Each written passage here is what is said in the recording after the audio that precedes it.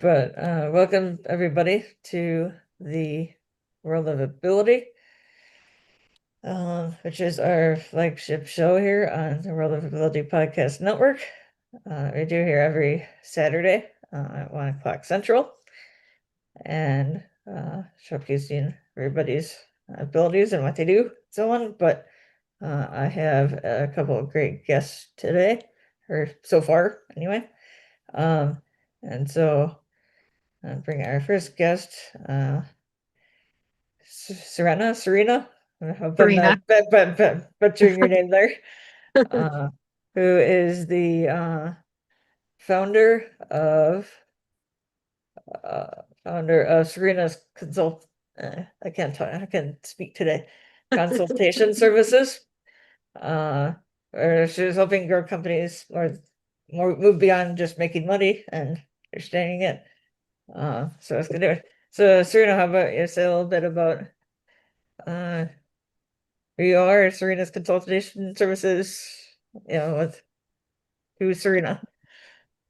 So I will go personal as well as business wise. So I'm a single mom of four beautiful kids. We're actually going to go to the beach this afternoon. Oh, fun.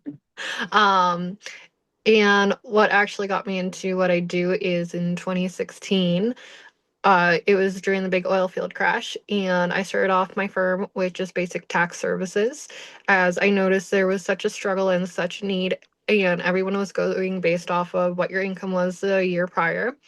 um, Whether you qualified for free tax services or not. We went to H&R Block, my ex and we ended up having a huge mistake that cost us over $5,000. That made me say, like, no, this is not okay. We need something better. So I started taking some tax courses while I was a mom of two at the time, and I had a baby. My now 10-year-old was only 6 months old. And I, from there, started growing. I moved to Victoria, BC in 2016, and my aunt encouraged me, since she got me into bookkeeping, hey, if you love it so much, why don't you go to school for it? So in 2016, I went back to school, got my CPA, and slowly grew my firm. And then in 2022, I officially registered my firm and started offering just basic accounting. And from there, I found that I love doing more than just accounting. And it grew into what is now a fractional CFO and strategic growth partner advisory firm. As I do more than just accounting, I advise people on how to save money in their business, as well as I partner with very high end companies and help them save money by saying, hey, if you're spending too much here, I've got a partner here who can save you money and get you better results. That's awesome. Money is a very important topic, as well as like saving, I'm sure. I mean, there's a lot of people. I mean, there's a lot involved with money and never and uh on top of those things is important is important. It's very Um important. uh so we have a couple other people here. We have Brian Lucy out of Colorado. Mhm. Uh so Brian, you want to say a little bit about who you are, what you do, and if you have any questions for Serena before we get more kicked off here. Let's see. I'm Brian Lucy. I'm a real estate investor based in Colorado. Um, I do uh, I do real estate investing, but I do it in a little bit different way than what everybody else does. Most traditional real estate investors will, once they find a house, they will either give them a lower price and try and get the house that way, and then go to the bank or go to a hard money lender and try and borrow money from them that way. And I don't do that. The way that my company works is that we will give somebody a much higher price, maybe even full price for their house, and we don't go through banks. We actually use private lenders in order to buy and rehab the houses if something like that happens. But in most cases, the we're working with people that are getting much higher prices for their house because we have the business model that we pay them higher price because we work with what are called terms, And all that is just we're going to give you a higher price, but we would like time in order to pay you off. So whether that be 3 years, 5 years, 10 years, whatever. Um, so, but they get a guaranteed price the day that the day that they work with us. So that's me. I don't have any. I just got my taxes done and I was not very happy, but at least I didn't have to pay for it. So I don't know. I got no good questions. Um, so let me get here.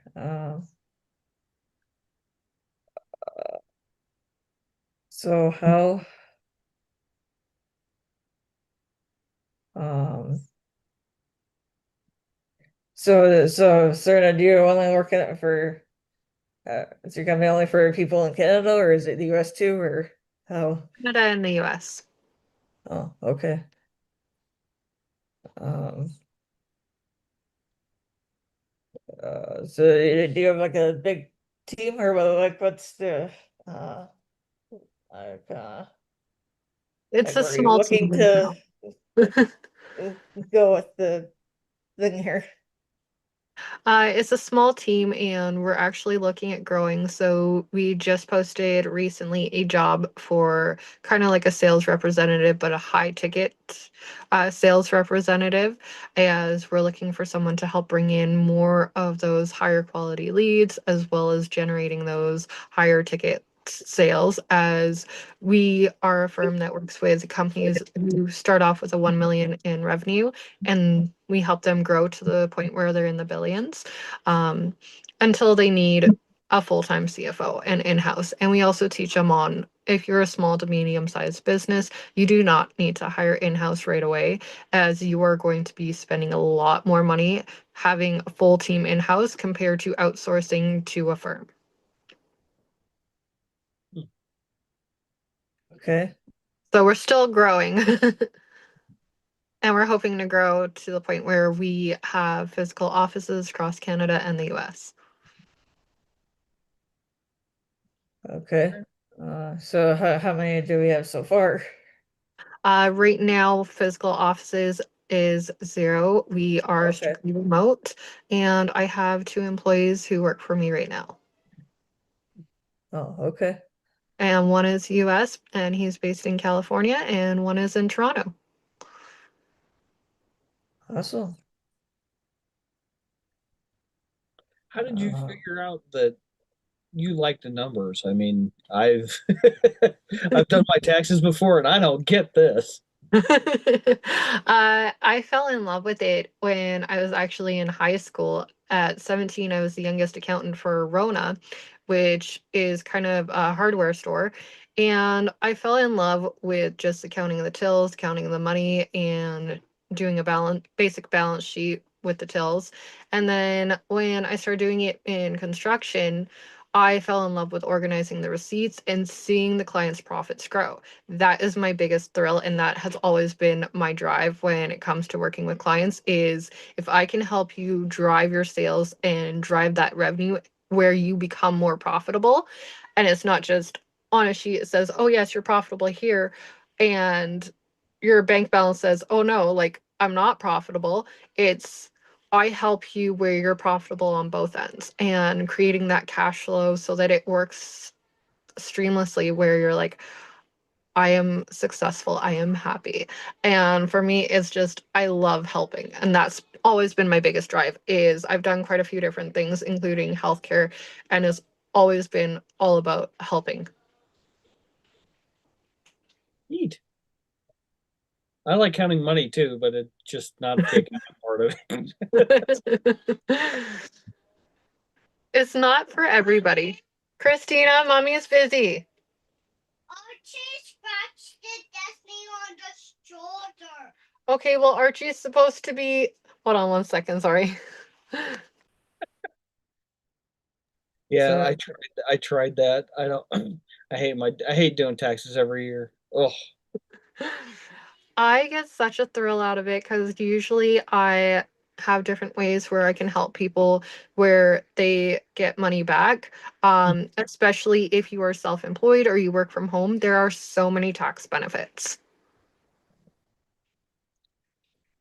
Yeah, like I said, that is definitely not my that is not my lane. I know that I am not I'm not a there is no way. I dread it every year. My job is trying to make sure that you're not dreading it and making sure that it's easier for you and talking to you in ways that you're like, oh, hey, I got a tax return. Hey, it's bigger than I thought. Yeah, unfortunately mine is not big. Yeah. Yes, I've noticed with depending on where you are with Canada, it's been a lot easier to drive those higher tax returns. With the IRS, it is a bit harder. I'm not going to deny that, but there are still ways. Yeah. Yeah. So, Serena, if somebody wanted to uh work with you, like what's like the process, or what would be a typical way they would be able to, like, what's the first typical thing that, what would that look like if somebody wanted to like work with you? I guess is a better wording of the question. First, they would send me an email at info@serenasconsulting.com. And Okay. then I would send them an intake form, and then we would set up our first initial consultation. And that is so that I could get to know them and their company better. So they have a choice on a 30-minute or a 60-minute, depending on their time and availability. And then from there, it goes to, okay, is it a right fit or not? As we do more than one consultation to make sure that we're dealing with the right fit. If we're not the right fit for you, we do have other companies that we work with in the same field where we would refer you to. If, for example, your revenue is not where we usually take in clients, I do have another partner with Genius Consulting who helps scale those companies from, even if you're like 250 in revenue up to 900 in revenue or a million in revenue, and he helps you get to that point where you're past a million and then I take over. So it all depends on who you are, what exactly the services you're looking for. As we start off with our bare bottom tier, which is essential operations, and then it goes all the way up to fractional CFO services. Okay, that's good. And we want to make sure you have the right services. So again, if it's not us or if it's not my business partner, Anderson with Genius Consulting, then we have other people that we work with as well. That's awesome. I see we have Marianne over at Kiki here. Hi, Marianne. Hi, Emily and Sirena and Brian. Nice to see you on this World of Ability podcast. I'm author and applicant developer of the Acts of Kindness series, featuring 200 folk as puppets. And Sirena, if you stay around, we're supposed to have Santa Papa John. We're doing our Saturday book club. We're reading my book, Cool Acts of Kindness, dedicated to Leon McLaughlin with Plain Water Foundation. And that's what we're up to. So we'll see who rolls in with us later today. So glad you could join us, Serena. I'm also working with Brennan Williams. He's a sound bath healer, and he has a degree in accounting and work with nonprofits. So he may join us as well. Send us your information out to him. Sounds wonderful.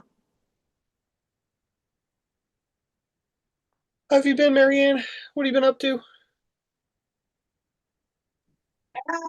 Just we've done some events and just relaxing. And we had a couple of big meetings with Brian, with Jim Bannon, and we also met with my writer Suzanne Sims to do a sound bath healing here in San Carlos. And we had an update from Leon.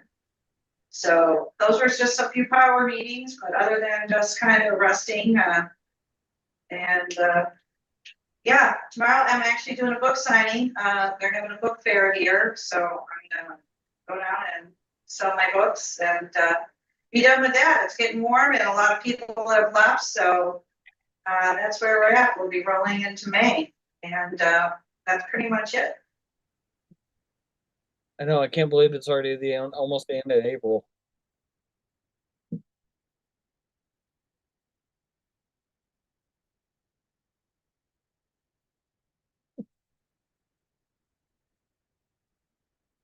Yeah, me neither. Yeah, where did April go? That's the question. Yeah. But good news, I got my I've gotten into over the last couple of years, I got into using fresh herbs, and I bought a basil plant uh 3 years ago, 4 years ago, and I got it going so well that it was, before it died, it was almost 3.5 feet tall. Oh, Wow. The thing was like that wide, that big by, like I said, like almost 3.5 feet tall. I had so much basil I couldn't use the rest of it. wow. Oh, see, there you go. The funny thing is, these palms were left to me the week of Easter, and I bought these coffee cups, and they're actually made out of tires. And I planted them, and I planted some in, and I was just talking about my captain of the sale that I want to get basil and rosemary to plant. So that's what I'm looking for to put in these plants. So that was my little project, and that was my Easter basket gifts to me because somehow someone gave me those palms. I have 3 of them now, and they're cute coffee cups. So I'm not gonna put up a coffee stand, but anyway, it was fun replanting them and got them in to grow. So I'm looking for basil and so that's pretty. It grows pretty high. Yeah. Basil does. And I'll give you a tip that I discovered a little while after I started planting, or after I planted it. If you can get neutral pH water, 6 or 7 on the neutral pH scale, plants love that stuff. I use Kangen water, Okay. and yeah, Kangen. But Oh yeah. if you can get, if you have access to that, I would say use what they call beauty water, and it works so well. I mean, like I said, I used that exclusively, and it was. I mean, like I said, I got it. Mine grew to almost 3.5 feet tall. So Yeah. I heard banana water too, so I take banana peels and stick them in water. I've heard that too. Plants. Yeah. I haven't tried that. Yeah, I haven't tried that. So anyway, clean water is good for everybody. So that's when we working with Leon. Leon also is working, I guess, with some students at the university with AI and the water units. So he gave us an update. I don't know if I have a picture of it, but it was pretty interesting. So we sent it off to Dr. Harvey. And we also met with Stu and Lori, the Stu and Lori radio show. Santa Papa John and I did. And they want Santa Papa John to do some I don't know, storytelling. So that was another meeting too. So we had some 4 or 5 productive meetings this week. That's what I did, and I go, I don't know, what did I do? But we really did. And so the Stu and Lori, they're going to be giving, I guess, a car away every month. And so we'll see what happens with Santa Papa John. So pretty interesting stuff. And I'm trying to find the stuff with Leon. But I don't think I know them. here's a new flyer from On the Mark TV. So getting the word out about Mark. So if you want to do branding or advertising, We had a meeting with him a couple of weeks ago. So he was impressed with Brendan and his accounting background and some bad healing opportunities there for some centers in the future, some healing centers. So we just had some brainstorming meetings. And last Sunday, Brennan did a sound bath, and we were in that sound bath at the Santa Maria. And so, yeah, did some healing work also too. And people are getting involved. And there's tomorrow is the art walk that I'm going to be in. So, yeah, we've had some events, keeping busy. Always a good thing.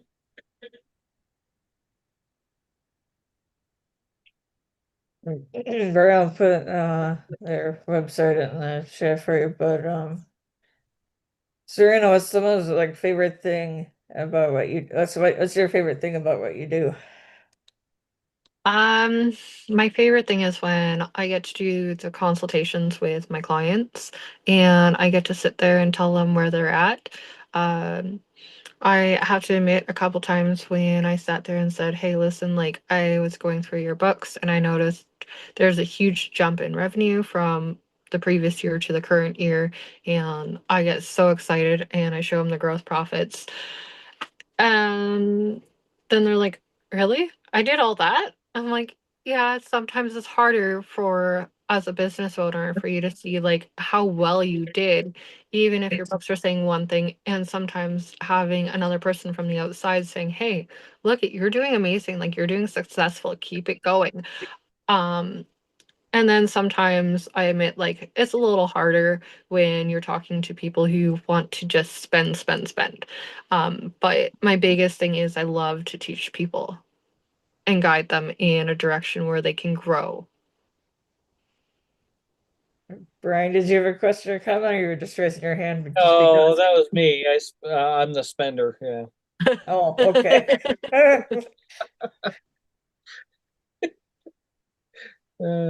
Yeah. I don't spend as much as I could, but Okay, so those are some of the water units that Leon's working on. Again, when he joins us, he can discuss them. But those are what they look like. neat.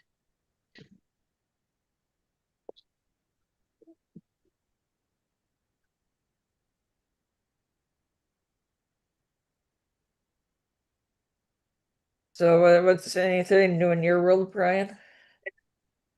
I'm getting Uh, an app done. oh, an app, okay, for your real estate thing, or what? What's this app gonna do or help or? Yeah, it's only for me, but it's gonna be uh it's part of the one of the sections of the business that I have. But yeah, I've been trying to get it done now for I don't know 6 months or so, and I finally got some headway on it. So I found an AI um, uh, company that does you tell it what you're looking for, and it's does all the coding for you. And so I started that on like Wednesday or Thursday, and it's kind of crude, but at least it looks like kind of what I'm looking for. So I'm making more headway on that. That's good. That's good. Okay. So, like, what part of the business are you looking for it to uh, help with, or anything like that? So as part of the it's essentially the foreclosure side of it. So Oh, good. what I do is if somebody gets foreclosed on for a tax lien, I find I have to go out and find the former owner if whatever the county or the state or whatever whoever foreclosed on it sold it for more than what was owed on the taxes. So I have to go out and find the original owner of that property and tell them, call them and tell them, hey, you've got money coming back to you. And a lot of what it's been has been a lot of manual prospecting, initially, and I just it's gotten to the point now where I don't enjoy it any that part of it anymore. So I'm trying to get the app to where it'll automatically scroll through, find what I'm looking for, sort it, put it into a like CRM essentially, and then do start doing the reach out to the former owners, and Oh, okay.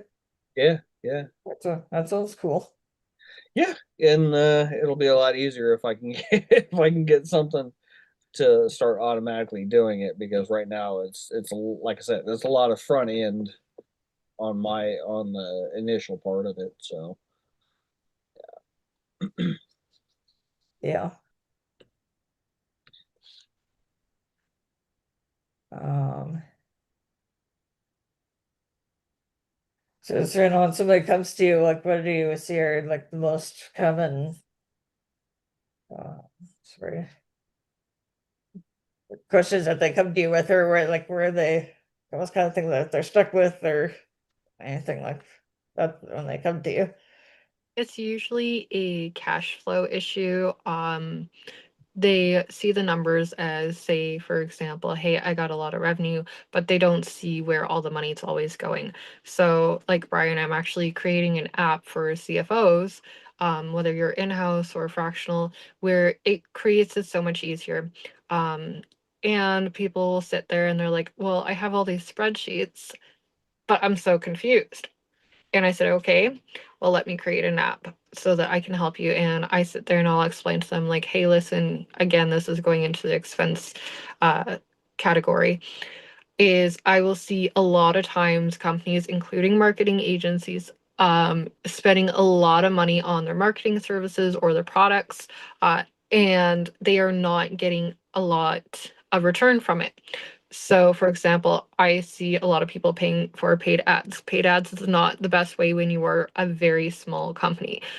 If you are, and I'm going to say it very bluntly, if you are under $500,000 in revenue, I highly suggest do not do paid ads.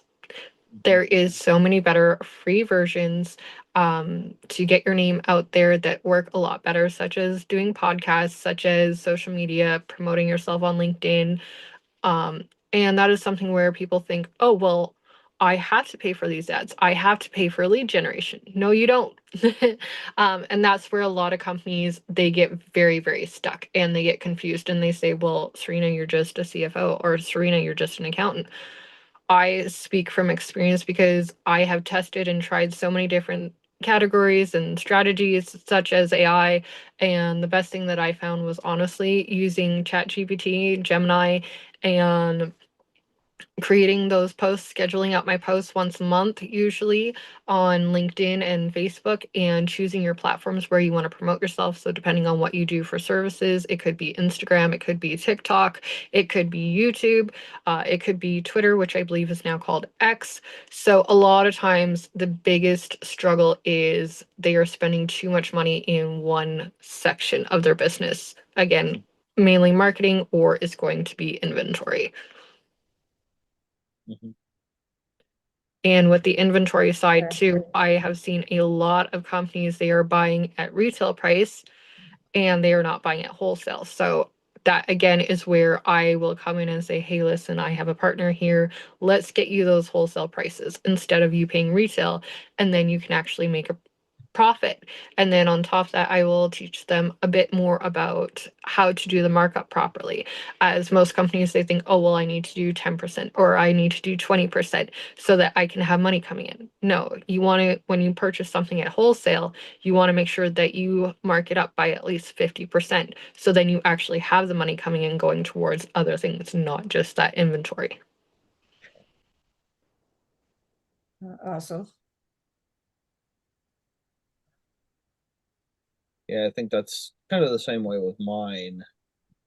Is when we buy it, if we buy it for essentially a wholesale price, we end up buying, and then once we fix up the house, then we mark it up 10% because with the the real estate side of it, I mean you could mark it up 50%, but it at least with ours, that would make it way too unaffordable, and nobody would look at our houses. But yeah, it's the same concept. Yes, with real estate, I admit is completely different than most of the companies that I do work with, as I mainly work with marketing and construction and retail companies. I have worked with real estate. It's been more property management. And what I have seen in real estate is a markup of between 10 to 25%. Right. And that's always a good way to do it because then that way you're not having to um, necessarily stress out about trying to figure out what the correct price would be. Yes.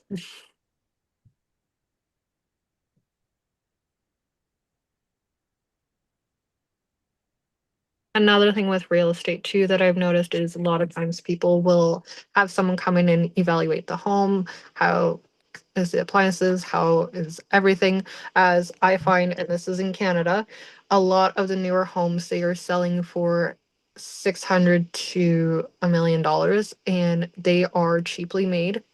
Um, and this is not me trying to be harsh. I actually was just living recently in a brand new home. I was the second person who lived there within a 6 months of it being built. And the hot water tank looked like it was 10 years old and corroding. The floors were not properly built. The studs were not put in proper places. Things were falling. And for a brand new home, that shows that it was cheaply made and made poor quality. Whereas when you purchase a home for 700 to $1 million, you want it to be made properly, be good standing. Like you don't want to purchase a home that's going to fall apart in a week. Like who wants that? Yeah, Um especially no. at that price. And so when you're looking at purchasing a home, like you want to make sure you have all the inspectors in place and making sure like, hey, like was this home built properly or was it made very cheaply? And I've actually been in two homes in the last 3 years that were brand new homes where things just fell. I had curtains fall straight from where they were supposed to be attached. Um, the toilet paper dispensers, I found out that in other units, the mirrors were falling off, countertops were falling off, and I'm like, Oh, gee. these are brand new homes and they are not being built properly. And even though I don't work in construction, I come from a family who has been doing construction and working my whole entire life. So I have an uncle who built homes for a living. And I called out when the builders came to put caulking in. I said, putting a tiny little bead is not enough for caulking. It's going to separate. And they're like, oh no, that's normal wear and tear. I'm like, not when it's only 2 days and it's splitting apart. Do your job properly. And they screamed at me, I'm a builder. I'm like, clearly not for Canada. You're not, because you need to work with the terms and conditions of our country. And Canada and US, we have a lot of very similar climate. So for example, in Alberta, where I was living in close to Montana area, it can be a very dry during the summertime, but during wintertime, it's very cold. Yeah. Whereas you go down to Texas, it's very hot. If you come to where I am right now, currently Victoria, BC, we are a very tropical climate, as we are in what is known as the tropical rainforest. So you have to work with the different weather conditions and the climate. And I find a lot of builders are coming in with zero to very little experience on how our climate actually works. And that is huge when it comes to the construction business, because you want someone who's an expert in construction, just like for real estate. You want someone who knows the value of your home. You want someone who's an expert in that. When it comes to accounting and financials, you want someone who's an expert, not someone who's like, oh, I'm going to look up some YouTube videos and, oh, I can figure it out from there. No. And I have had to clean up after so many bookkeepers who I call them YouTube bookkeepers, Mhm. who have never gone to school, and they're like, oh yeah, I can just YouTube it and figure it out from here. And it's like the amount of mess. And so that is another thing where I love to train and teach people and guide them, even if you're a small startup company. I don't usually work with startups, but I have no problem taking the time to train you on how to do your own bookkeeping while you are so small that you don't need an accountant. And then I will guide you for when it comes time to you needing that bookkeeper or an accountant, where to look. I will give you a list of resources. On top of that, if the resources are not the right fit, I have no problem going out and looking for the right fit for you and for your company, because of the fact that I do not want to see companies falling apart. From one bad bookkeeper, you are risking spending between $75,000 to $750,000 in tax mistakes. Hmm. So it is really not worth it to hire a YouTube bookkeeper. Well, and I mean, as far as the um, building side of it, obviously, that whoever these people are that are built these builders that are building the houses, obviously they're not going off of whatever the current code is. No, they are not. And the sad thing, and we found this out actually in the one of the last places I lived in Strathmore, is a lot of times what they were doing is taking even the insulation. And we get in Strathmore, Alberta, it was up to -50, sometimes even -70 degrees Celsius weather. That is freezing cold. You get frostbite. And there's no insulation in these homes because they are taking the insulation after the inspector comes and putting it into the next home and passing it from home to home.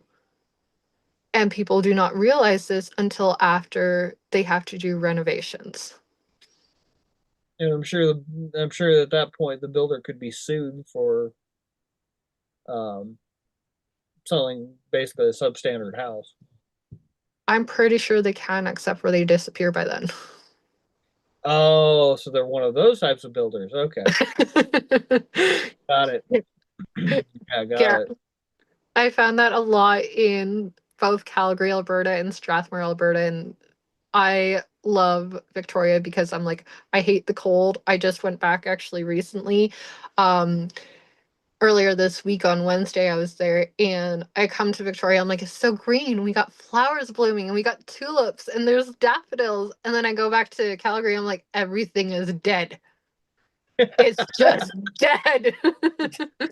Oh, like brown and whatever. It literally was, everything was brown, no leaves on the trees, no flowers blooming, nothing. And I'm like, it is dead. It's like night and day. Yeah. And that's where I'm like so excited this afternoon. I'm like, kids, we're packing a picnic lunch. We're going to the beach. Like, we're going to enjoy the ocean. I got last Sunday actually a sunburn. And I'm like, I go to Calgary and there's snow and dead everything. Jeez. Brian. No, don't like snow. Yeah, I'm not a fan of the snow either, so that's one of the reasons I came back to Victoria. My business has always thrived here in Victoria, and I've always had the proper support network that I needed. And that's another thing that businesses need to understand is without a proper support network, it's really hard to have a striving business no matter what you're doing for business. It's even if it's just someone in your personal circle. I've had for the last 10 years, it's been my mom, my ex Clayton, and since 2019 my best friend Sarah, who have been my biggest support networks when it comes to my company and all the companies that I've owned and even companies that I've worked for on the side. And they've always supported me in everything, as well as one other person. Her name is Gabrielle, and she has seen the potential in my company. And even though it has had its ups and downs, tax season's always the busiest, but she knows that, hey, like, it's meant to thrive, it's meant to be bigger. And she's even seen too that it thrives better in BC than it ever has in Alberta. That's awesome. There is something to be said for support system and mentors. Most definitely. Yeah, it's important to have a good support system. Right.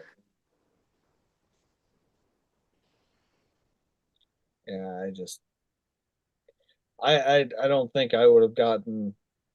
I know I wouldn't have gotten to where I am if I didn't have a good mentor.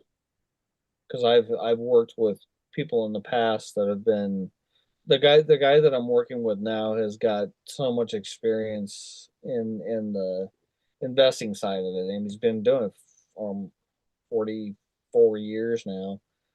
And I've had some great mentors, and I've had some really awful ones. And there's a lot to be said for people that you can call at any time and just and say, I got a question. I am not. And somebody had asked me something. I don't know the answer. What is the answer?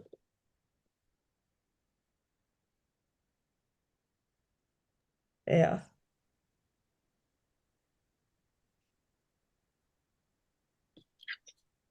I seem to be that for a couple of my exes as well as their friends, as they'll call me up asking me business questions, or accounting questions. And then one of my exes, the one in Alberta, will sit here saying, "Nope, I'm going to my new accountant." I'm like, okay, fine. Stop calling me then to ask me for this accounting advice. Like, it's not worth my time or energy.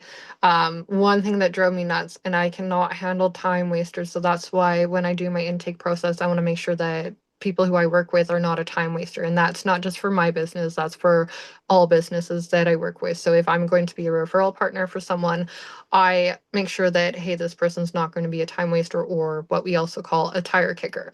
So, we know a tire kicker when they say, "Oh, I can't afford that," or, "Oh, can you lower the price for me?" No, our businesses as professionals is we are here to support you, but we are not here to devalue ourselves. And that's another thing I teach people too within my firm is knowing your value, knowing your worth. And to know your self-worth is to know your business worth. Right.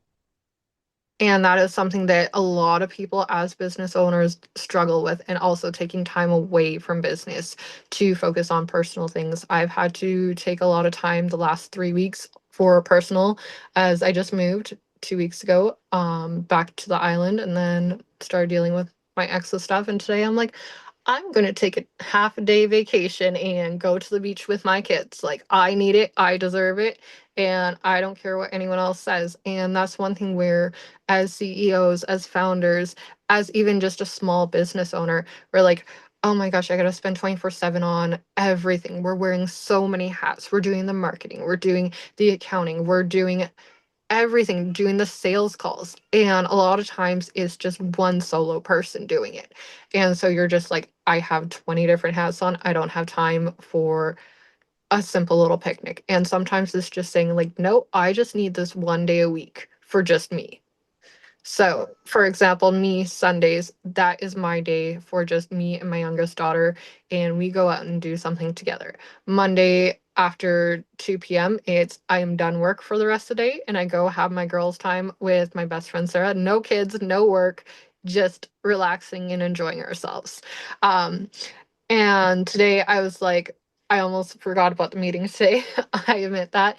And I was like, oh, let's go. Oh, wait, I got to go do someone's taxes here this afternoon. Oh, wait, let's still go to the beach. I don't care. It's nice enough out. Let's just have some fun. Right. And Yeah. it's the best part about Victoria is I could go to the beach and then turn around and go hiking the same day because they're so close. Jeez. Are you on the west side of the county, or on the west east side? I'm on west side, and Victoria is in Canada. Mhm. So it's on, You're on the west side of the continent, yeah. country, whatever, whatever. Yeah. Uh, I'm West Coast. Okay. I've never been to the East Coast. Yeah. Been all around the U.S., but never been to. I can say I've never been to Canada before. Really? Yeah. I've been to California. I was 12 years old and we went to Disneyland with Dreams Take Flight. And it was only a day trip. It was exhausting, but it was so much fun.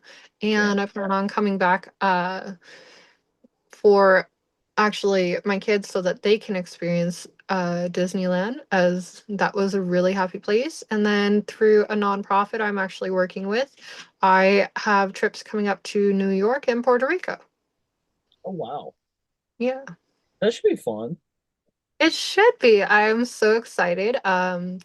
I've always wanted to go to New York. That's somewhere that just fascinates me, like how big it is and how historical it is, like how so many settlers originally landed there and how fast was built. So I love exploring history. I know it's more like a big empire now instead of like old school 1800s. But it's just I am so fascinated by history. So part of what my plans are with my children is travel eventually. To Amsterdam, to Greece, um, see exactly where our relatives came from. So Ireland, Scotland, uh, all over Northern Europe. That would be fantastic. I would love to do something like that. I am excited to eventually do it. Yeah, my family is from Ireland as well. Yeah. That's awesome. Yeah, my mom's side of the family, her parents were from the Netherlands, but her grandparents, on her mother's side, were the original family that founded most of Northern Europe. So I am excited to see the family farm that is in, I believe it's called Rottingham in the Netherlands, and see Amsterdam and see where my Oma grew up. Obviously, have to go check out the Anne Frank Museum. Yeah. Mhm. um, and then just go from there and explore all the different European countries that my family is from. Yeah. That would be cool. That would be really cool. Hmm.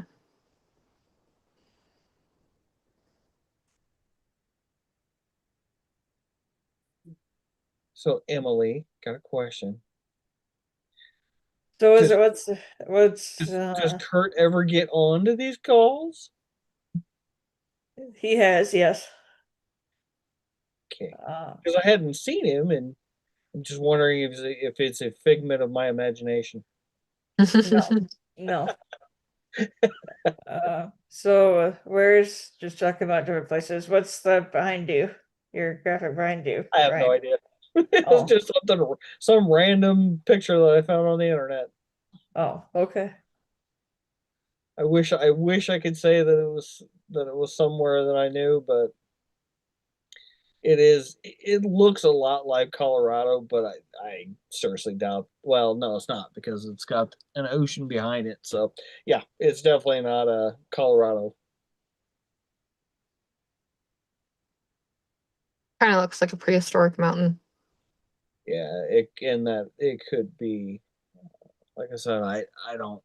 It was just some random picture I found on the internet, so it just looked cool, and I just thought I'd put it on there. Well, I like it.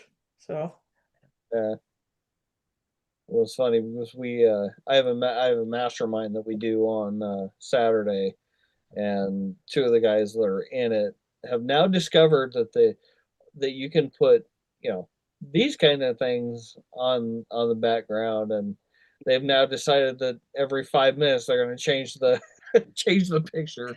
oh jeez. Like, stop, please stop, you're making me nauseous, please stop. Yeah, changing it every couple minutes, yeah. Yeah, Or like during a meeting, yeah, that can get a little yeah, yeah. It's like every 5 minutes, and then in some cases it's not even that long. oh jeez. So yeah, but oh well. So do either of you have any memorable stories of with clients or favorite stories with clients or um Oh, or or I had a lot anything of like that? stories. Memorable clients, anything like that? I've had a lot of stories. Some of them are not appropriate for a podcast, Okay. but no, and it's nothing bad. It's just they were not. I figured out later they were not my ideal client, Oh, okay. and the one that I remember the most was my neighbor my neighbor down the street. Um, turns out her husband had passed away, and he ended up dying without a will. And when it happened, I mean, she was just miserably unhappy. They'd been married for, I don't know, 40 years, I think, or something, somewhere close to that. And she had no idea what to do, and she didn't know what she was going to do with the house. And I just, I just told her, I said, I'll do whatever I can to help you. So uh, we ended up working it out to where she ended up selling the house because she wasn't going to be able to afford it without his income. And we ended up trying to get the bank to work with her on, kind of giving her a reduced price, trying to get it because she was trying to get it sold, and the bank wouldn't play along. They were just, no, we're not doing that. And we finally got them to give her a payoff letter. She ended up getting some money out of closing, but she couldn't find the will. The insurance companies that he or insurance that he had, they wouldn't give her his money because she had no way of proving who she was, even though she had her certificate. And Oh, jeez. yeah, it was a big mess. So it was a lot of working through all that. But when she finally ended up selling the house, she did make some money out of it, and she now lives with her kids. Um, so she's happier than she was. It all ended up working out, but it was just everybody that I work with now. I tell them, look, if you own a house, if you own anything, get a will done. Once you get the will done, have it recorded, because like here, when we do it here, if you record it at the our courthouse, if anything happens, they have a copy of it, so you don't have to spend 6 months trying to find it. Um, Right. and it makes it so much easier. Right. So yeah. Welcome, Shayla. Shayla. Well, hello. Hello, everybody. How are you all? Good. How are you? I'm excellent. Thank you for asking. I'm not sure, Shayla. I'm not sure if you've met Brian or Serena at all, but if you want to say a little bit about who you are, introduce yourself a little bit. I would love to. Thank you so much, Emily. So, hi, Brian. Hi, Serena. So, my name is Shella Chaudhry, and you know what? I love to help people. I am an entrepreneur whose mission is to leave no one behind, to positively impact those who cross my path, and to create win-win partnerships and collaborations with others.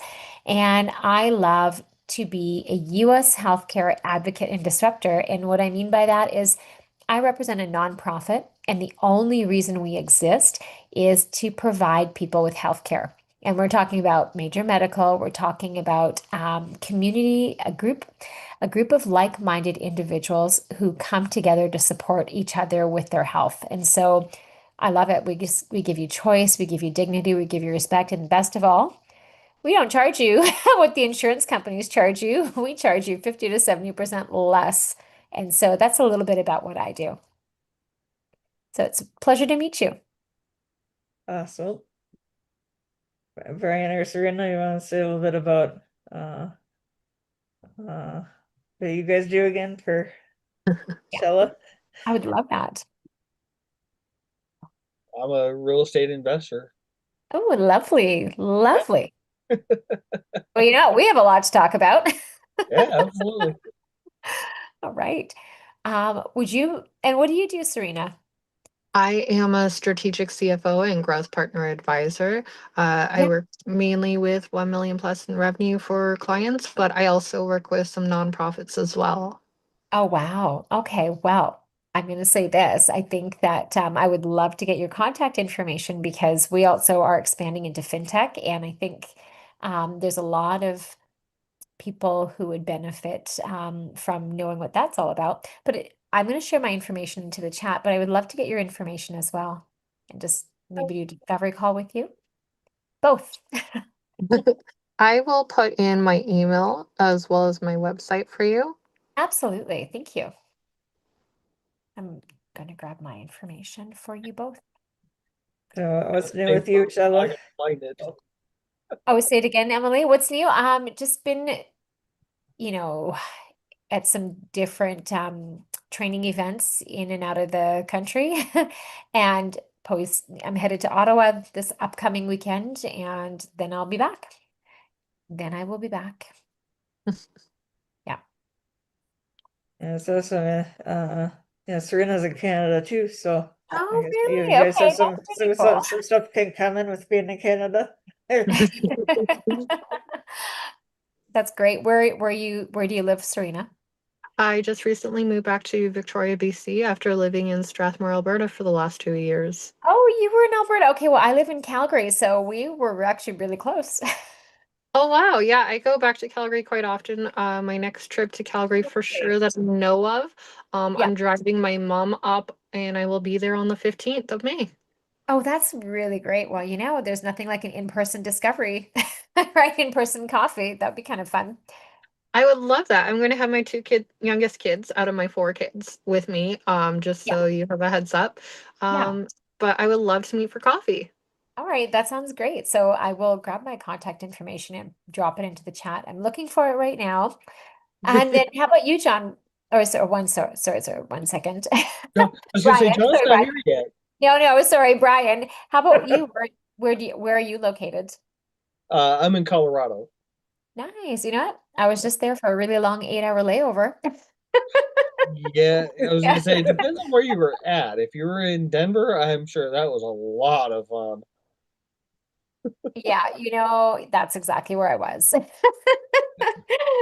oh my goodness. Denver's a Denver is a whole different animal. They're I've been up to their airport like a couple different times, and they've got some Yeah.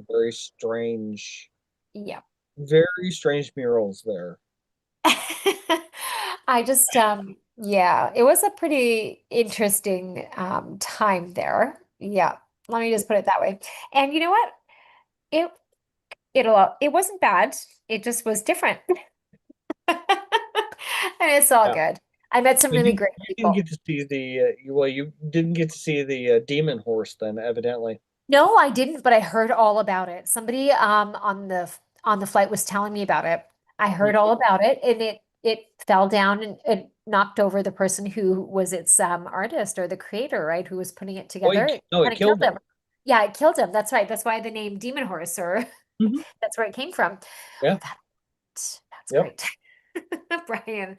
Yeah, I heard some interesting things. That's why I avoid Denver at all costs. Oh, you're so funny. Well, I didn't know this, and now I do. Now I know. Let me just. Well, it was good to meet everybody. Emily, I got to get going. I have a thing I got to get done. So Oh, okay. Well, thank you Brian. for coming. I'll see you guys next week then. Okay, sounds good. Nice to meet All right. everybody. Bye, everybody. I also have to hop off. My phone's actually about to die. And like I said, I have a tax client to go meet this afternoon before I go to the beach with my kids.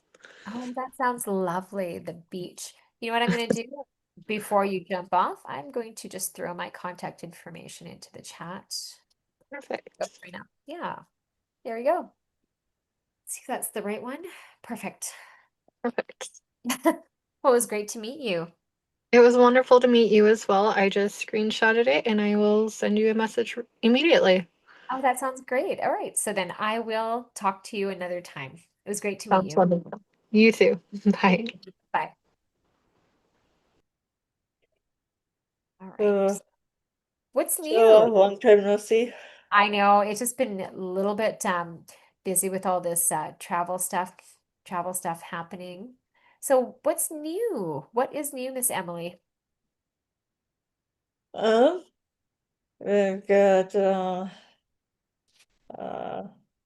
some things going on. I started a few other podcasts recently, like the last like month, and uh working with some different people. So it's been exciting. That's great. I actually booked into your calendar, so we're finally booked. You, me, Kurt, we're booked in May when I'm back. We're Okay. booked. I'm excited. Yeah. Yep. What were you doing in Colorado recently? Oh, I was actually just I was supposed to be in Columbus, Ohio for a business event, so Okay. my flight just ended up getting I had to catch another one. We Oh, actually okay. had snow. We had snow here, Emily. We had Gotcha. some snow. Actually, we have snow today as well, which is funny. So in Alberta, I guess the second snowiest month is April. I thought it was March, Oh, but lovely. it's actually April. So we've had a snowstorm every Oh, week of April. geez. Oh, no. Yeah, I know. That's okay. So I was just waiting 8 hours there to catch my next flight to Columbus. That's kind of my Denver story. Oh, okay. Well, how was the business trip? Or It how was did it really go in great. Ohio? Yeah, no, it was really great. It was great. The people were really great. The trip was great. And so there's a lot, there's a lot of expansion that's going to be happening over the next 5 months. Okay. October 1st, October 1st of this year is the FinTech launch date. So it's a big, big event. Oh, okay. Yeah, yeah. And we'll talk more about that. I mean, I don't know if people actually know much about FinTech, but the I'm not sure if I do.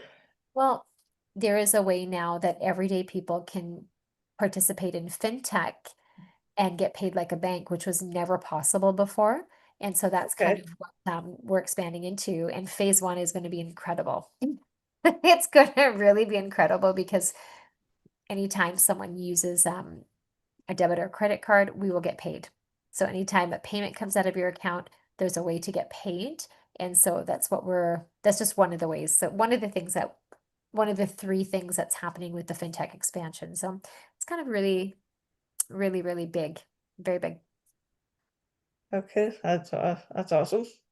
It is, it is. And then if anyone sends money back home to their countries and supports their countries and supports family, they there's a way to get paid from that too. And so we're helping a lot of hardworking people get positioned right now to be paid like a bank. So that's really big. And it's exciting because this is what people are looking for when things in the economy are happening like right now. We need every possible alternative method to get paid. And that's what we do. And we feed hungry children too. Yeah. Yeah, which I love. Very happy about that. Yes, Yeah. so I see we have Marianne in the house. Yeah, So, I see. Yeah, I was just gonna say, I see we have. Oh, oh, don't think we uh-oh. just lost her. I was just gonna. Well, you know Uh, what? When she comes back, I am going to get headed on to my next appointment. okay. Yeah, Uh, see if she comes back. Yeah. So where is Miss Sue today? um, I think they're at some like rugby Oh, I sort of got you. kind of thing right now. I got you. All right. That sounds Uh, like a lot of fun. yeah. So you Uh, said you're working on some new podcast projects? yeah. Also with like the mutual aid network, Yeah. have a couple events coming up. Uh, one is May 9th uh,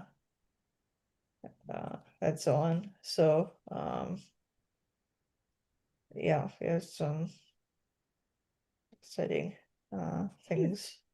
All right. That sounds like a lot of fun. How do you fit it all into your schedule? You are one busy lady, Emily.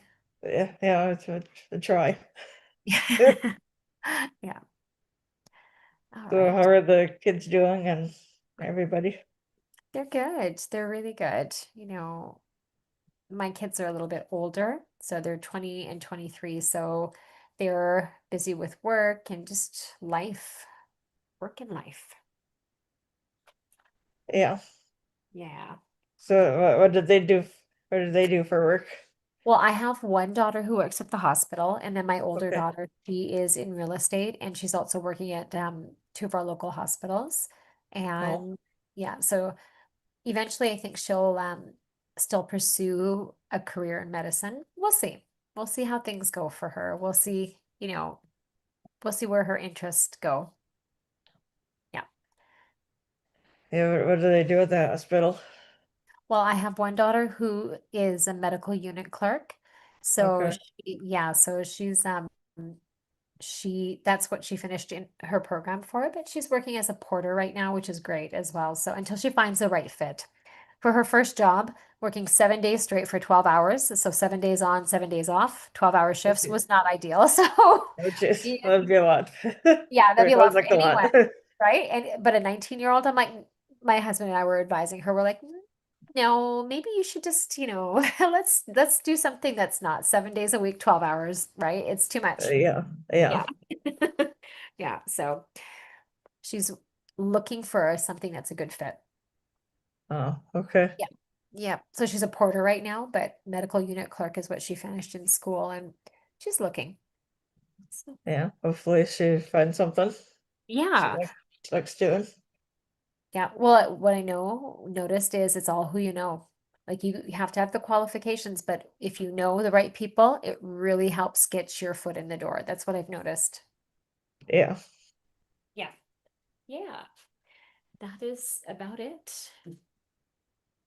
So I'm just going to go back on mute for a few minutes here, and I'll be back in a little bit. Okay. All right. See, we have Oh, look, Helen we got come on Helen. here. Okay, this is perfect timing. You have your Yeah, I know. It's funny. I think Helen and I were trying to connect once, and once or twice we connected on LinkedIn. Oh, And okay. yeah, I'm curious to Hi, see. Helen. Please. Hello. I Hi, was, How are Helen. you? yeah, I took some time off. I got up really, really early. And so you guys are still meeting. Yep. Hi, Shahia. I can't remember how to say your name. Can you please It's help me? yeah, Shella like Bella. Shella. Shella. Yeah, I just rhyme it with Bella because people can say Bella and then just add the That's SH. right. People can say Bella. So That's Shella. correct. Yeah, Okay. perfect. Tell me what you do. Remind me of what you do. I'm a retired nurse. I'm 72. So I had my 40-year career in by 2016. And now I'm just a global volunteer and I'm I love it. weaving with Kurt and, where we can volunteer and connect. And so, Emily, I think we met in maybe 2016, 15, somewhere in there. When did you start? Definitely we had met by the time that Global Happiness, I introduced Kurt to Global Happiness, and then you got pulled in there. Do you remember, Emily? Emily, you're muted. Yeah, I think we might have met in like 2021. Oh, wow. Oh, gosh, that was long. I was So, clear off then. That was the year I had switched to Zoom. oh, okay. Yeah, Helen, where are yeah. you located again? Well, I'm in Kansas. That's my base thing. But in 2021, I was on a 6-month sabbatical. And so Yeah. I was, the Global Day of Happiness I was on the West Coast welcoming it Oh, to, from Florida. oh, nice. Okay. You mentioned that you were a nurse. Well, what my passion is to disrupt the broken US healthcare system with an incredible alternative that works for doctors and providers and people alike, so business owners and then people and families. And what we do is I represent a nonprofit, and the only reason they exist, Helen, is to actually give people health care and to actually make providers' lives easier. What would it be like if you had a system where doctors actually get paid out? There's no prior authorization needed. Like patients actually got the care that they needed. What would that actually be like? What kind of difference would that have made over your 40-year career? right? That would have been that Wellness Weavers has finally bloomed. That's the Yeah. whole framework. And I know you're Oh, is involved it? with Impact Health Sharing, and I'm an Yes. advocate of that. Oh my gosh, I love it. Okay, Yeah, perfect. it Perfect. just doesn't work for me because Yeah. I'm Yeah. on Medicare. Yeah. And so for me to get involved with health impact sharing, it would cost me more than I'm paying right now. Oh yeah, no. Then that doesn't And the make any thing sense. is, I can't get a meeting with their founders, and I'm a founder of Wellness Weavers. Oh, And until people are willing to look at my nursing certifications and why I designed my framework, so it's missing. Right now, it's missing out of Impact Health Sharing, but we could fix that, couldn't we, Shella? well, we should have a meeting and talk. I think that's Absolutely. I've got a slides we can look at. okay. Yeah, because it's wise use of tax dollars, time, and then with Helpopedia now launched, now I'm ready to shift focus. So I put my stake in the ground in the Great Discovery. Are you familiar with that platform? I think I've heard about it once before. Yes. I So don't remember Kurt's in it much. too. Yeah, I don't And remember much about it though. But that's well, something that we can always. it's what I call, let me open up my video here. And this is my latest screen icon. Oh, Do you s- lovely. Yeah, Yes. I call that the International Spaces Station. Oh, I call the Great Discovery the International Spaces Station because it connects learners and content creators and the people that I'm putting into the Global Green Biz Woman. So woman is an acronym for the Wellness Oriented Mutual Aid Network. And any of the businesses and the nonprofits that we let in are the ones that have my nursing framework and the community service learning system, which is equitable, scalable, and then everybody gets their right tax deductions. The businesses and the nonprofits can give scholarships, they can give grants, and we just address all the things that our volunteers, our employees, and our customers, when they're financially stressed, that it becomes a snowballing focus. And so, unfortunately, it's how some very unscrupulous people that are stockholders in the very systems that have U.S. government contracts. It's really, really sad to think what they have legally done to the workers and the huge increase in chronic diseases, mental health problems, the incidence of attention deficit, dementias, cancers, all of that. They diagnose after they created it. They just did have toxic chemical dumps. They like the water in Flint Hill, Michigan. And until somebody points out what's going on, they just continue to get away with it. And then they get tax dollars for Superfund cleanup once they get discovered. And the taxpayers are paying for all that. So, Wellness Weavers is a nonprofit that exists for health, for education, and for leadership. And that's empowerment skills. That's actually, we have the Everyone Counts game show. So we look at things from 360 degrees. And we don't waste taxpayer dollars like they do in these Senate investigations that go on and on and on. And in court cases where they hire, those corporations have deep pockets and they pay their lawyers and their experts very, very well just to look the other way. They hire military, they hire people to hack records of whistleblowers like me. So my oh wow. my case is full of evidence all over the place. And it is, yeah, when there's whistleblower organizations that don't want to take my case, I know that I have finally hit the mother lode. Yeah. Yeah. Well, it's great to hear a little bit about what you do. I do look forward to meeting with you another time so we can kind of have Yeah, a different that's conversation. great. Yeah. Meanwhile, yeah, because I remember, I mean, I looked at, as soon as I saw, it's like, oh, she's another one involved in impact health sharing. But you have some other structures behind you, and it's going to take women. I mean, Kurt understands this. He knows I met him in 2015. So he knows how long I've been working on this. At that point, I was 5 years into this, and the people chose me for 20 scholarships. They would tell me about them. I would write for them. I was given 10 grants to administer, to coordinate and administer. They benefited a lot of different people. And now I had to solve this ongoing mystery 16 years into the people, you know, how they have, oh, an FAQ, frequently asked questions.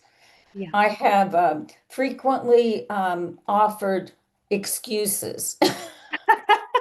Okay. Yeah. Frequently heard excuses, yeah, of all the people that were getting paid to do their work, and how the organized religions that are nonprofit had the CEO model, and they didn't let my equitable, scalable system get to the compassionate volunteers or to the other people that they called their target audience, that they, oh, we're raising money for the, you know, for cancer, for autism, for PTSD. It's like, oh, they call me the little woman. I said, yeah, no, I'm part of the big woman. We're all band together. It's not just me in those blue people. It's all of our diversity of people that will finally stand up for what is right. Yeah. Well, there's great power in women getting together and advocating for the world. Great power. Exactly. And Which, people don't, you know, when they see that you have the, you know, the headgear, and they're like, oh, she's Muslim, and they see me as like, oh, she's probably Christian. Yeah. And they don't even know about my Jewish roots. So right. Emily, do you know about your families, how they migrated before they came to the US? Do you know your heritage? I don't know about too much, but I think I have family coming over from like Ireland and Germany and so on. So Yeah. Did they go through Ellis Island? Do you know? I'm not sure if I know that part of it or not. Okay, well, my Mennonite family didn't come to the US until 1874. So, you Well, know, the US was already colonized, America, all of that, and they migrated for religious freedom. Uh, and my father, my grandmother, she lived to be almost 106. So she was the most fair woman I ever met. She also really had a heart for reading the Bible. And when I asked her what her favorite book was, she said Esther. So then I drove home and I looked up Esther. I wanted to see what my grandmother's, and I was like, oh, good, it's a short book in the Bible. And it's in the Old Testament. And the Old Testament is the history of the Jews and all of that pre-time, and even the prophets Isaiah that predicted the coming of the Messiah, that it would be a babe. All of that stuff was predicted by the prophets. And then, of course, when I ask people, what do the Jews, the Muslims, and the Christians all have in common? Do you guys know the answer to that quiz question? Should I play the background music? Dun, dun, dun. I'll give you time to look it up on your smartphones. We play the dun, dun, dun, dun, dun, dun, dun, dun, dun, dun, dun, dun. Da da da da da dun dun dun dun dun dun dun dun dun dun dun dun dun. You guys want to take a guess at what the answer is? Oh, you might just have to tell me about that. yeah, The first 5 books in the Old Testament are in all 3 books of all religions. People oh, don't. I've only met one person that got that right. Isn't that interesting? yeah, that They is, know that we have Father Abraham in common. Sometimes people guess that. yeah. Yeah. Yeah. So um, I like studying world religions, and it was a class I took when I was in college. And then when I found it so interesting, and then I didn't have my DNA analyzed until President Trump's first term, when he gave everybody some kind of tax relief check, like it was some big deal. And I was like, oh my gosh, how does a family stretch this? I think it was like $1,200, $1,250. It was like, how does a family of six stretch this money? How is that tax relief? You know? And I was already behind on my property taxes. It wasn't enough to pay off any one building at that point. And so I said, I always wanted to get my DNA analyzed. I had I had analyzed it in college by blood type in biology, but it was inconclusive because I'm O positive, which is almost the universal donor, but not quite.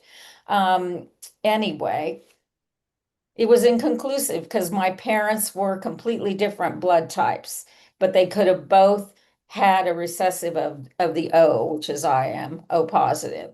So, but I'm also tell people keep your blood.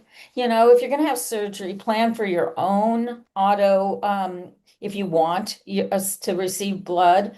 But look at the Jehovah Witnesses. They know all other ways to do plasma expanders, everything. So this thing about, oh, we got to get your blood, your life is saving this, oh, you've donated this many gallons to the Red Cross.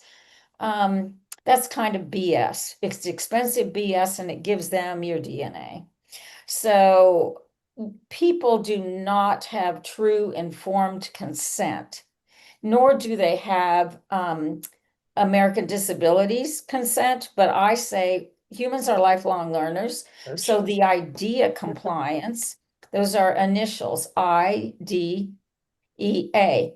Those, in order for a public school to get their federal funding, they have to be IDEA compliant. That stands for Individuals with Disability Education Act. I should have asked you another quiz question. Would you have gotten that one, Emily? I'm not sure. I mean, I know I've heard of it, but I Yeah. don't remember. It's in the school system, they call it an IEP team.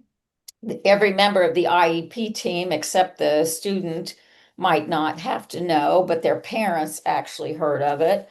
It's the way that people can say, my child needs special accommodations. My child has these gaps in their learning, and we need to have the test done. So that's one of the things about helpopedia.org. So, Shella, do you know about helpopedia.org? Not as much as no, I don't really. I'm gonna say no. Okay, No. I'm going to put that in the chat too, unless Emily already did it, because she's pretty lightning fingers. Sometimes she's like so stealth. She's got things in there while we're talking about it. Absolutely, but I do have to get going. It was a pleasure to see you again, Helen, and find out a little bit more about what you do. So I'm going to copy the Helpopedia because I mean, Okay, there it is. I hope it goes to that. Oh, Emily, yay. Emily and I both put it in and she beat me. By milliseconds. I think we got it almost simultaneously in there. Perfect. No, she beat me according to she beat me. So Emily, you are a winner of this round. So anyway, Okay. thank you so much. Yeah. So Emily, have you had a long day? Are you ready to wrap up here? Soon. Yeah, soon. Okay.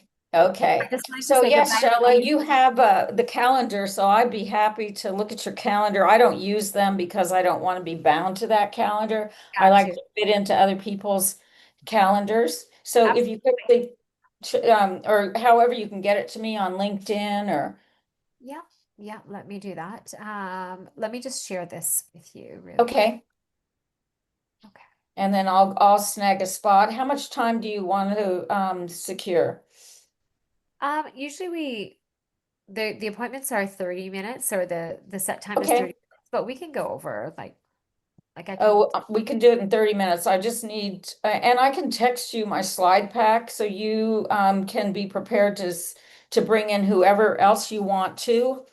If it's on Tuesday, if it's on Tuesday, which time zone are you in? I can't remember. I'm in Mountain. You're in Mountain Time. Yeah, And and you're then also in Canada, aren't you? yeah, what time zone are you in? I'm in Central. Okay, Central. You're in Yeah, Kansas right now. I'm an That's hour ahead of you. I'm an hour in your future. I got you.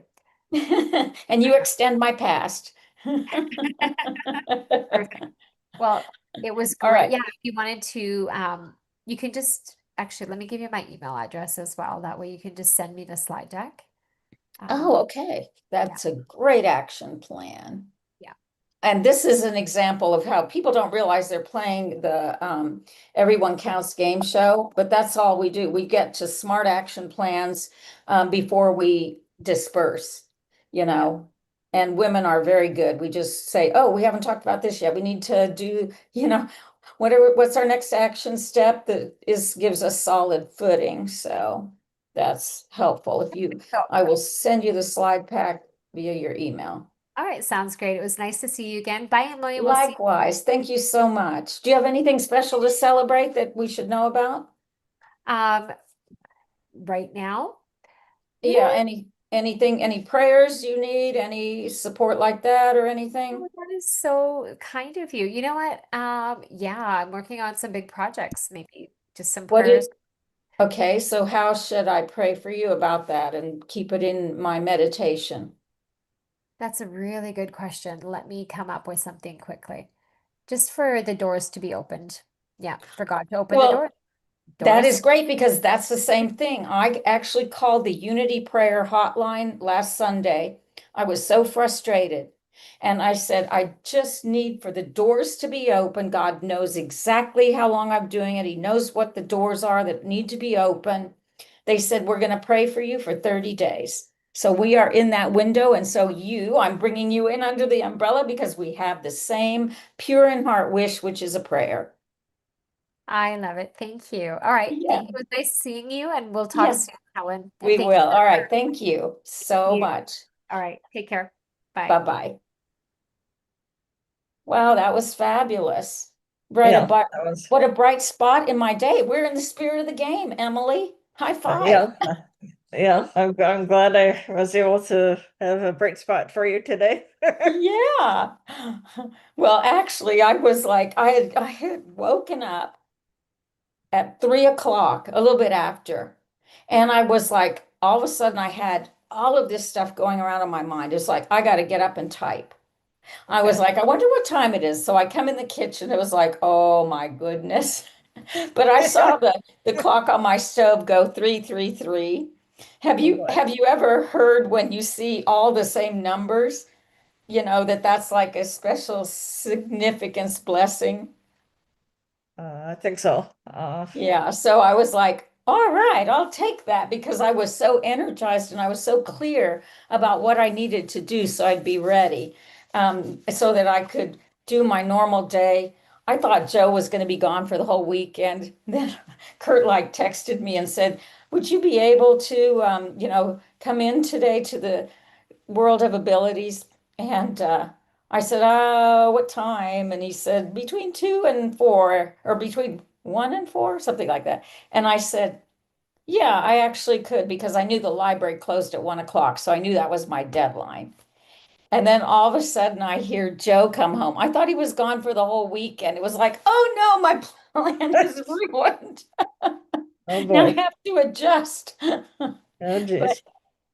but anyway, he knew, and the fact that he was sober made me really happy. And it was good to see the baby, the dog, our therapy dog. And so, anyway, and then he was out there watching a movie, and it ended up being a really cute movie. So I had taken out some lunch, and I said, I'm going to take a break. I've been working for 8 hours solid.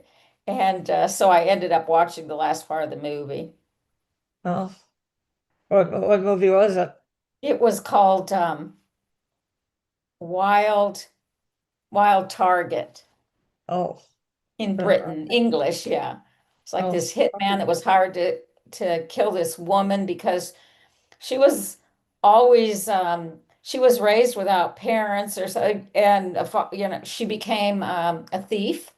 kleptomaniac, survival of the fittest, and behind every criminal is some kind of story like that. Yeah. Behind every drug addict, behind everybody that has some form of PTSD, or they cheat others or they lie. If you really peel the onion and sit down with them, you find out that they had a whole lot of adverse childhood experiences when they were bullied, teased, things like that. Yeah. And or they were betrayed by people that they thought were supposed to love them. Yeah.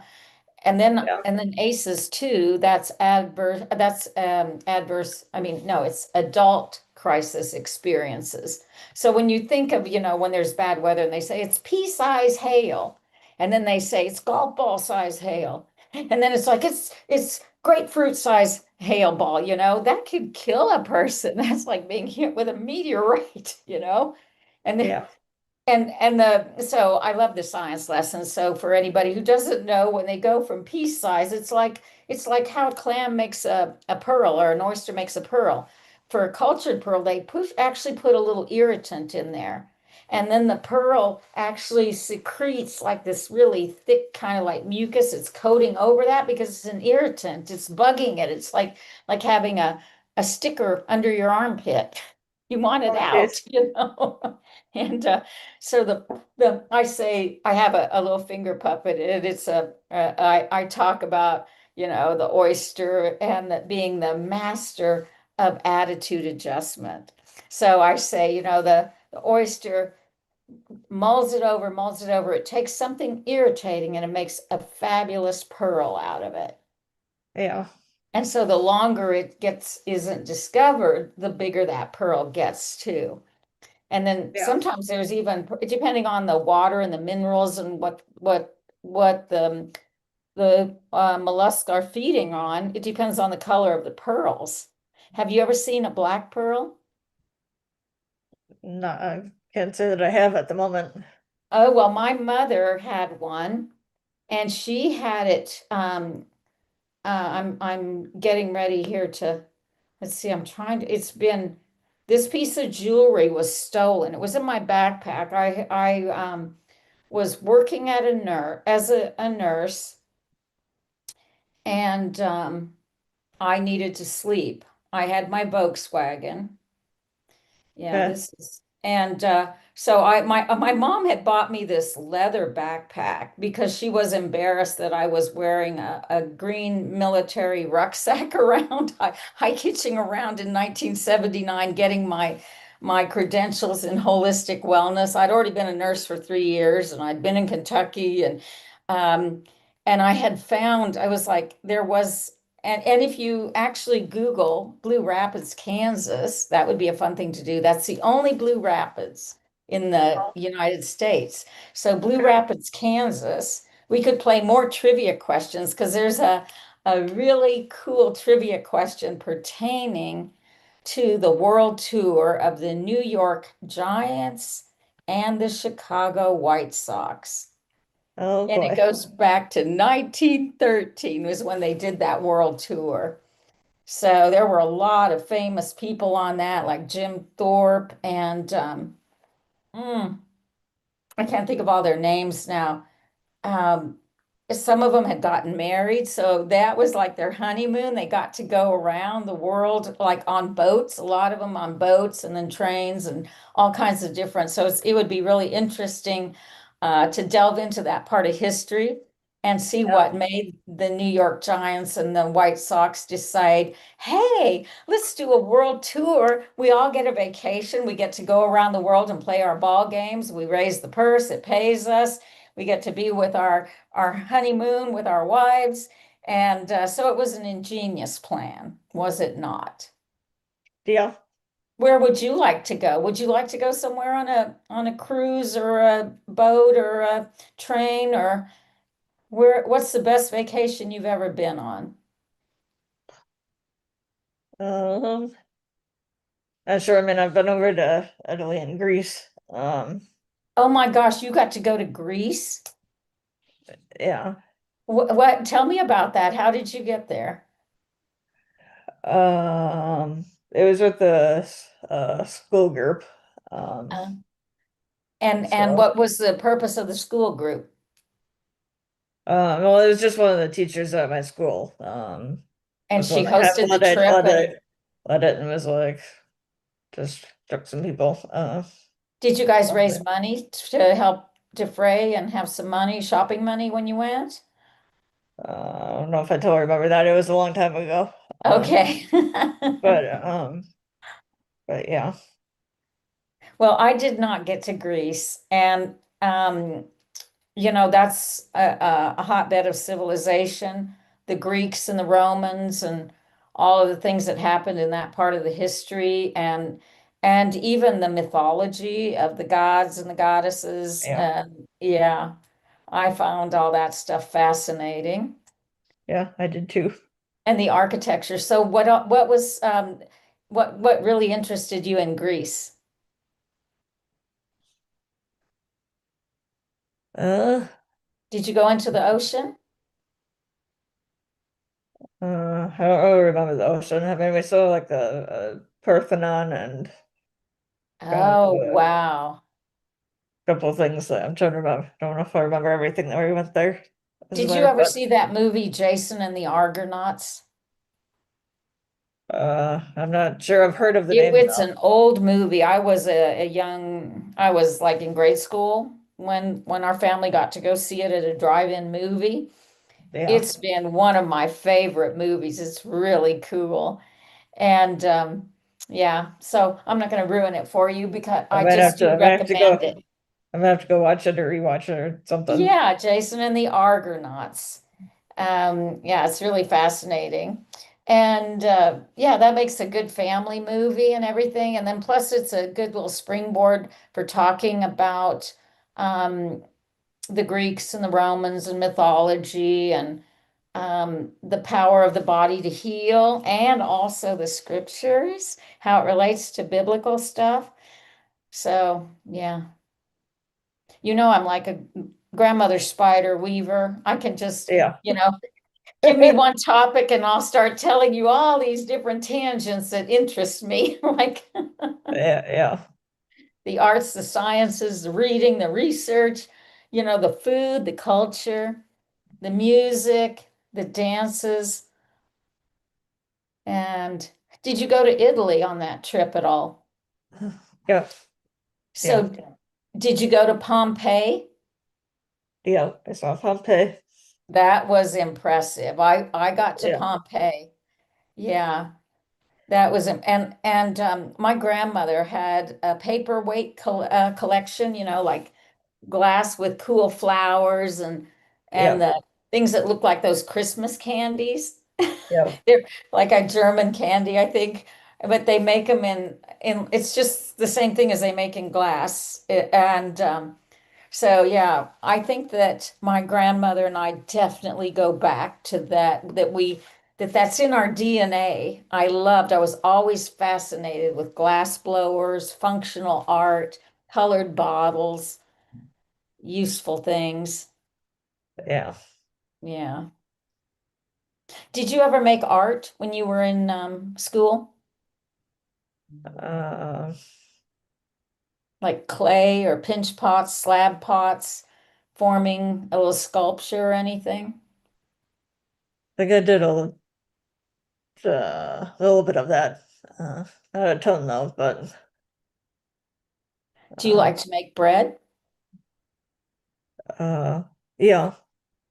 But I haven't done a lot. But yeah, Yeah, now they have bread machines, but there's nothing like, yeah, I mean, the strength of the women who are like bread makers that need that bread and the yeah, old world bread is like heavy clay. I mean, they really have good forearms.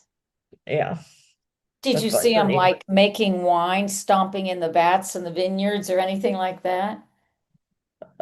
I don't remember. I don't think so. I don't think we I got just that remember far. that scene from Lucille Ball, I Love Lucy, where she's like stomping around with, she's got like some kind of dress and she's like in a grape thing stomping around making grapes in her bare Yeah, feet.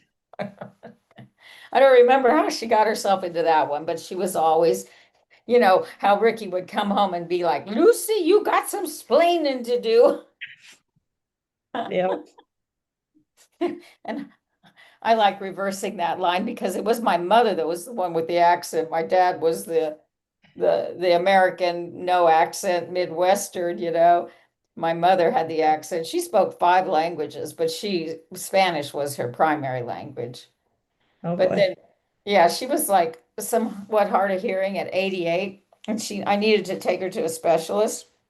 So I said, Mom, I'm going to call them up and we're going to do as many of the things as we can over the phone because they're just typing them into the computer, you know? And I said, that way we can get as much done as we want. And then the missing pieces of information that we have to look up, then we'll be prepared when we actually go for the appointment. So she was like, okay, good idea.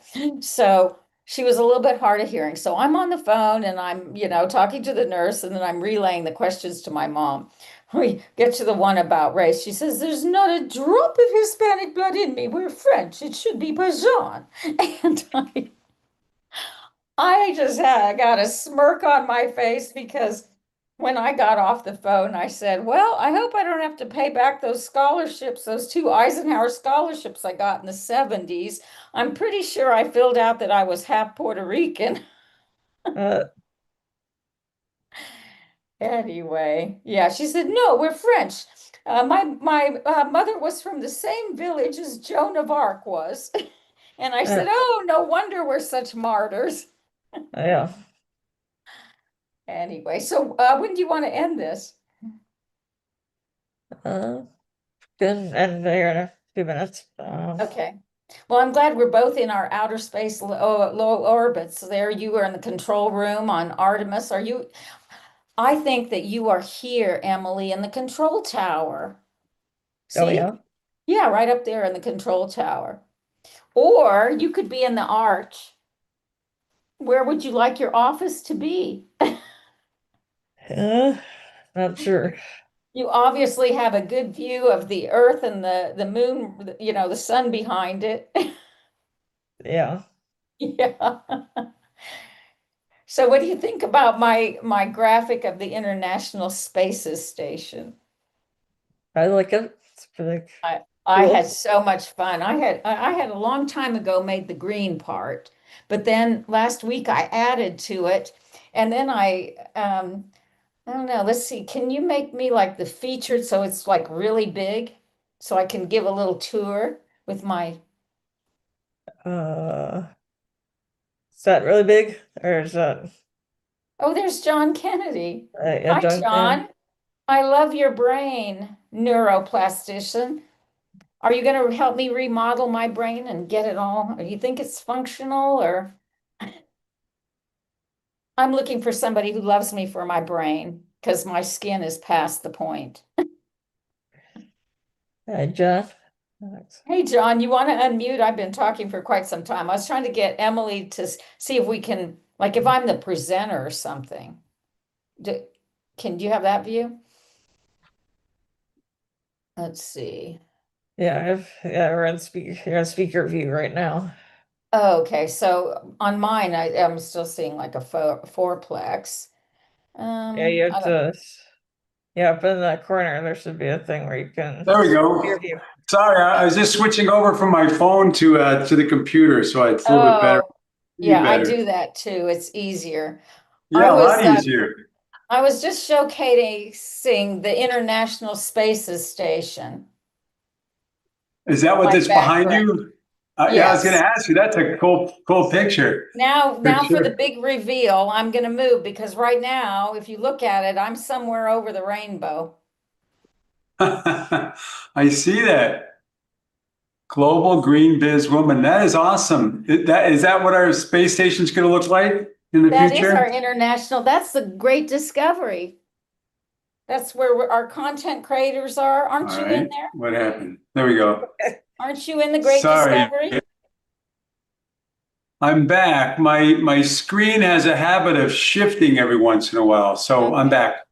Okay, you didn't So you hear. were Did saying, I ask you, aren't you in this great discovery or only in JV well, directory? yeah. So JV Directory, I am, and also Great Discovery on Process. My partner is in Great great discovery. I talked to Tim. I get texts from Tim all the time. I've been on every Right. once in a while. I thought you were I on there haven't last yet. week. So look at this again. Yeah, it's cool. It is for all of us. It's where we're having the Live Well Health and Wellness Cooperative, and I am gathering all of the neuroplasticians I can because I offer you the grandmother clause. I had already offered you that, but when people, I'm not very memorable, or I don't have my Santa hat on, or whatever, or they think this woman is clearly grandiose, but I'm actually a magnanimous narcissist. Okay. Because my grandmother, I had her in my life till she was almost 106. She totally was the Wow. most fair woman I ever met in my life. And her son was my dad. He lived to be 92. And then my Puerto Rican mother was 9 years younger than him. She lived to be 93. So I became an orphan in the year 2020. Hindsight is great. Okay. And I'm always looking for my adopted family who actually likes my brain and my sense of humor as much as my family did. And believe they loved my big schemes. My dad would be like, only the best for the hung.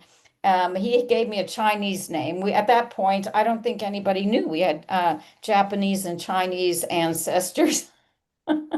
Wow. But I've had my DNA done, and I was like, oh my gosh, we're related to the whole land and silk and sea merchant marines and the Silk Raid silk and The Silk Road. silk and Yeah. spice route. Yeah.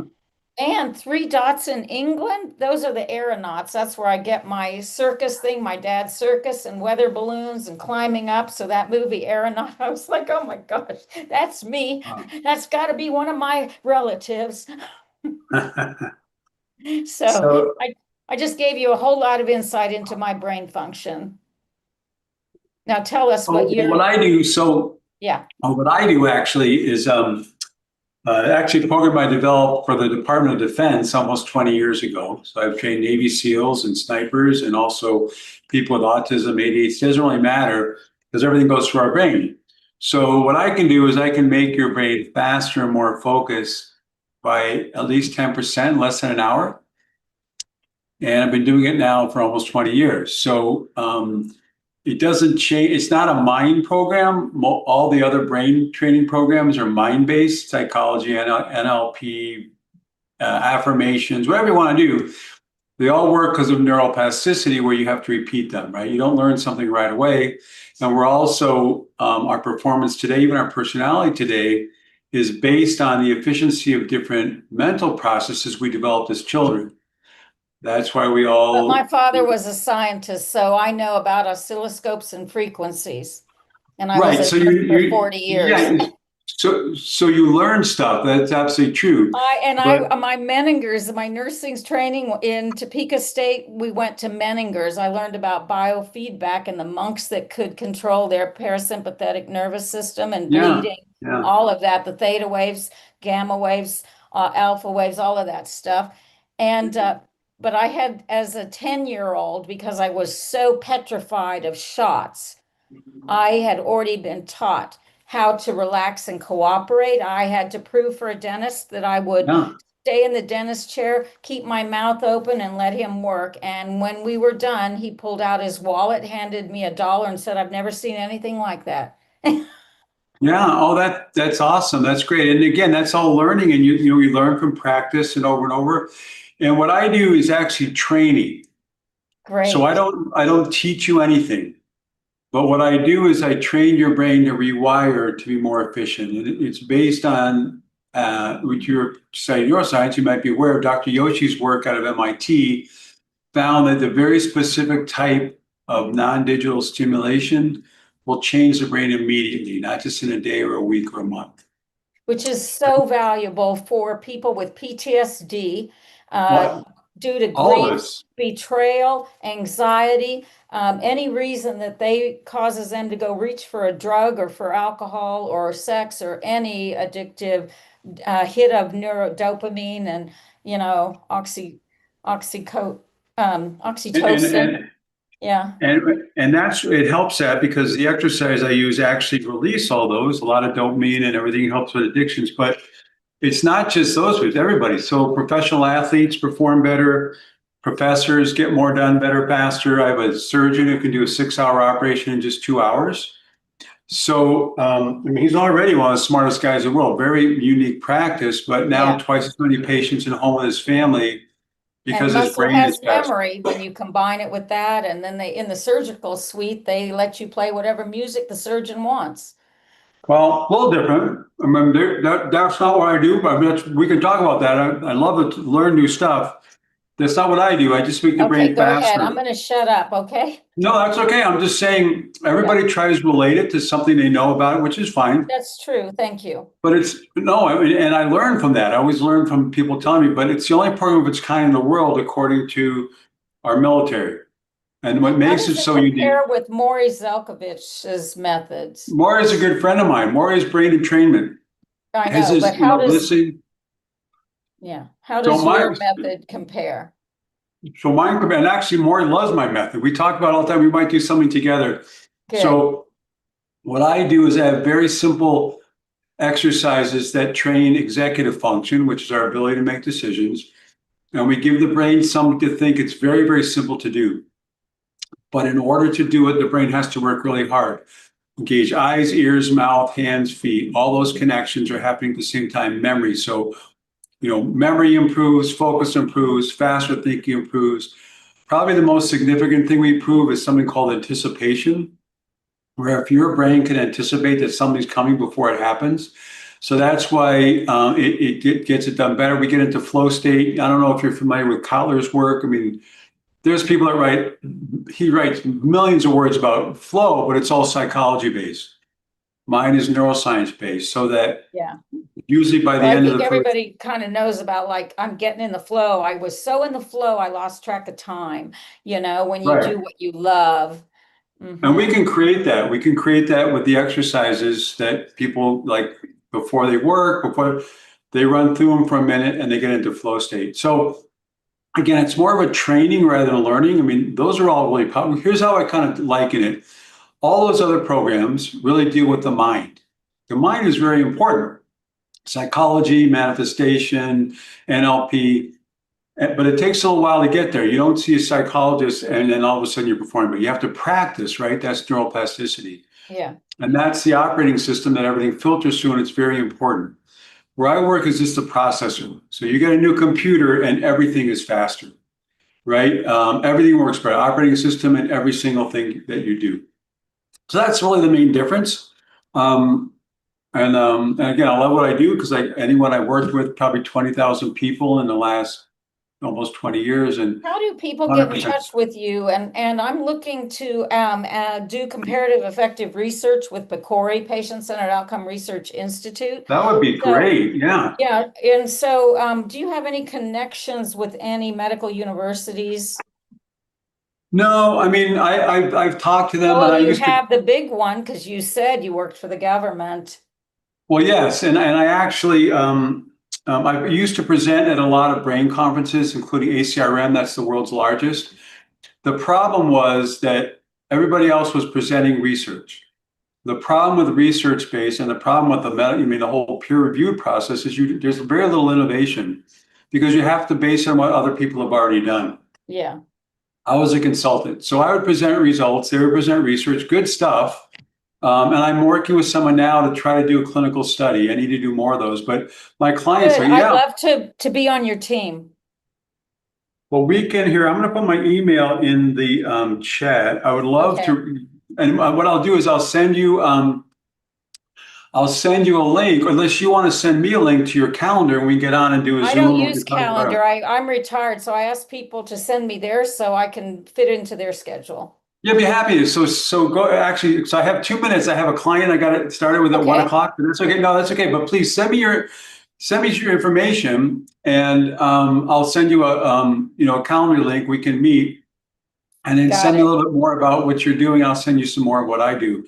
So I'd love Great. to talk to you more about that. Yeah, I was in Washington DC to attend the 2-day Pcori grant writing workshop in 2014. So I've been Yeah. looking for people willing to do something this innovative. So thank you Well, so much. I really look oh. forward to that. So thanks for coming in. Yeah, And, of course. I'm glad. Thanks for hosting. Great. This is on Emily. Thanks for running things. Yeah. I look forward to talking some more. This has been great, Helen. Thanks. Great. Thank you Take so care. much. Bye-bye. Yeah, you too. Bye-bye. Emily, boy, we have some good space travelers today. Yeah, we do. And I just masterclass.com, I really love how they do assessments. So I was like, I'm going to show this to Tim and Sandra and to Helpopedia. They are doing the level of what I asked Helpopedia to do. And Helpopedia now has gotten to the point where they are putting me off, which is really off-putting me.